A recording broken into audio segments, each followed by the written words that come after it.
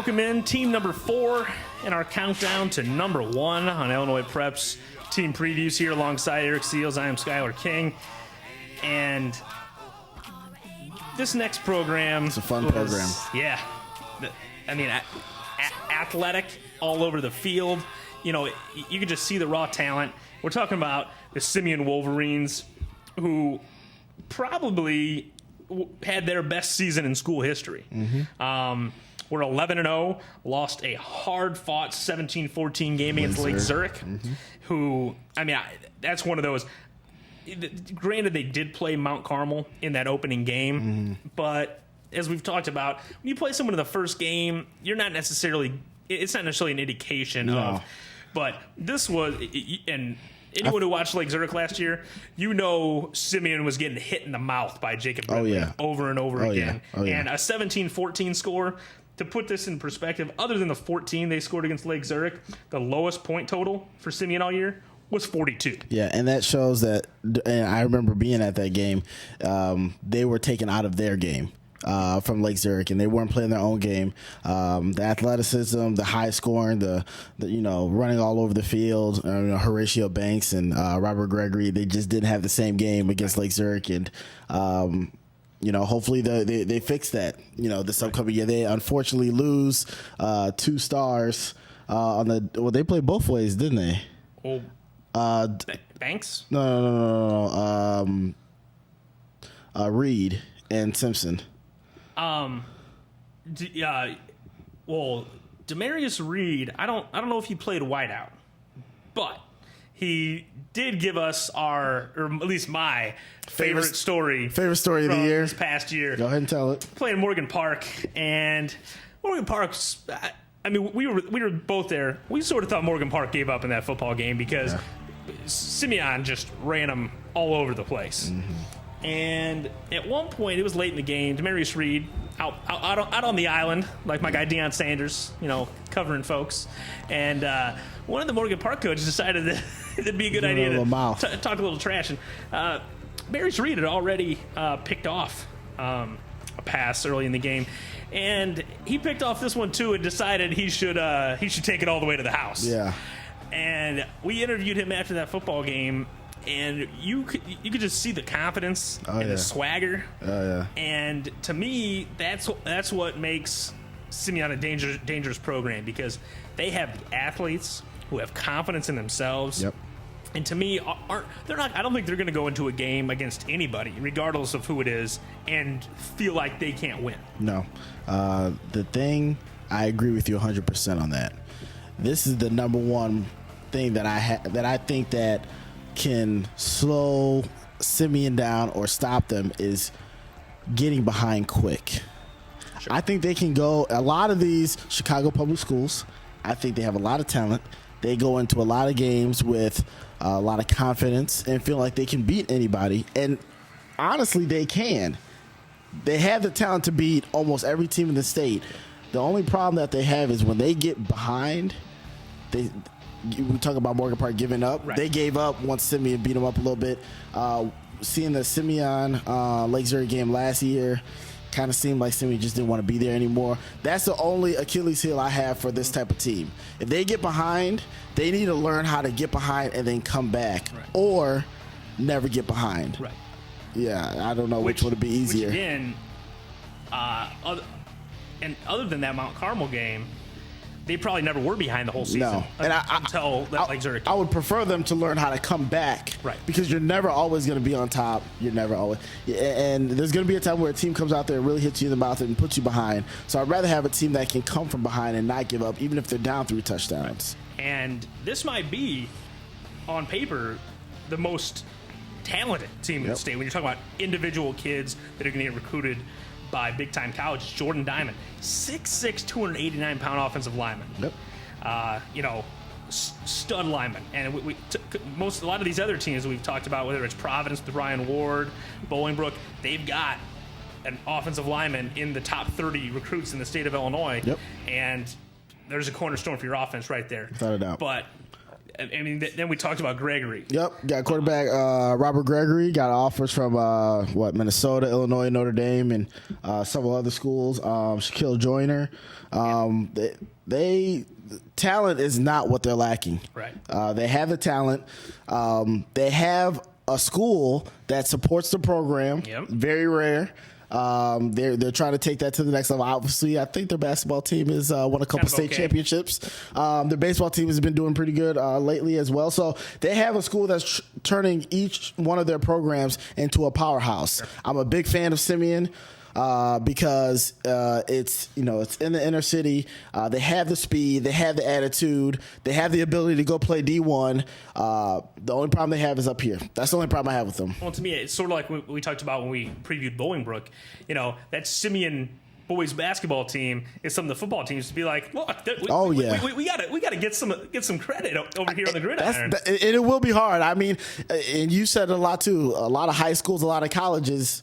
You're either a football team a football school or basketball school. Well, maybe Jabari Parker, they can split him out wide. Get a little Plaxico Burress action. I'm sure Sonny will not let that happen. This is you don't think he wants his star swingman taking a couple hits? No, I you know what? I wouldn't even let that happen, and I have no relation to anybody over there. But I'm just saying, Simeon, another great opportunity to have a great football team in 2011.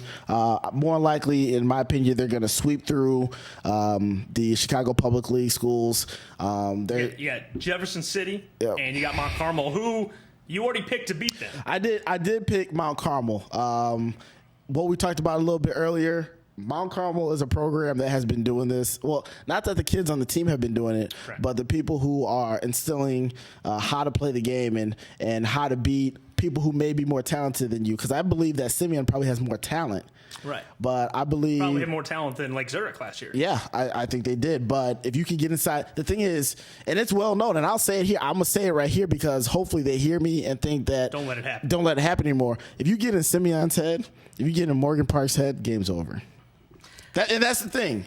That's the big difference between a Simeon kind of school, a Morgan Park. Actually, I'm not going to put Morgan Park in the same level, but that's the difference between that type of school and some of your Chicago Catholic League schools or your Wheaton South or even East St. Louis. You can't get in their head. They can be down by 4 and they're still going to come and knock you out. So Eric Seals is throwing down the gauntlet for Simeon. When we come back, we're going to talk about, again, for the second year in a row, is there a realistic chance that the Wolverines will be playing for a state championship? When we come back here on IllinoisPrep.com.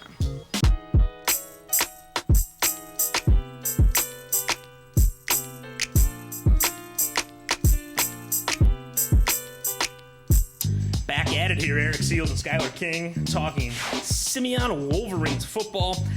And Dante Colbreth and crew made a nice run last year, ran into the Jacob Brindley buzzsaw. Yep.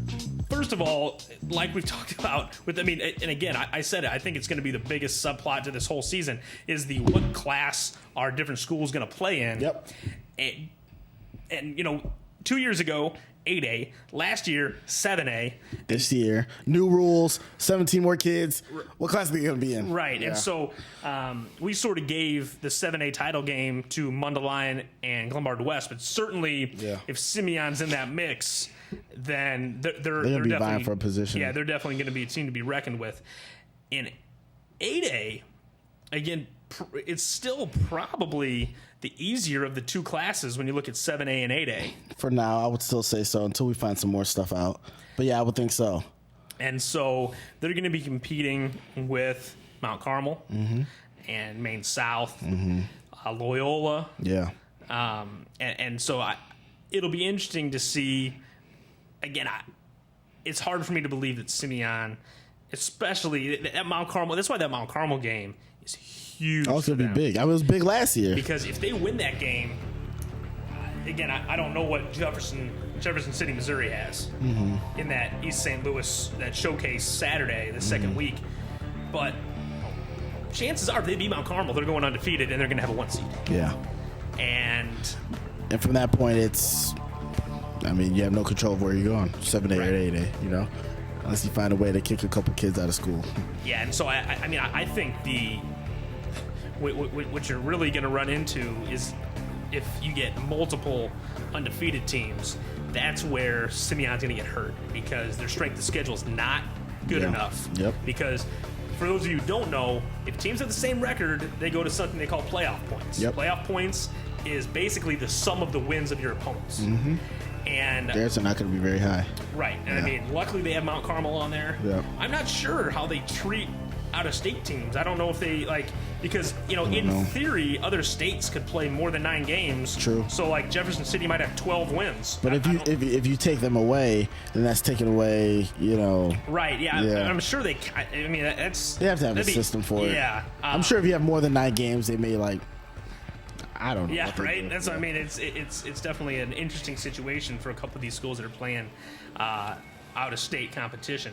But yeah, I mean, so do you think that Simeon, like we talked about with Carmel, did they get that experience last year and they're ready? I mean, they're not gonna have a game like they did against Lake Zurich last year. Yeah, well, with the quarterback coming back, I think I think he's going to instill a lot of the attitude that they need to take it to the next level. When you get to the playoffs, it's not just about going out there and playing the game. It's a whole different game. Every yard means a lot different than what it does during the regular season. So, again, this is another team, you're right, that with more experience, they're going to have a better chance to succeed in the playoffs.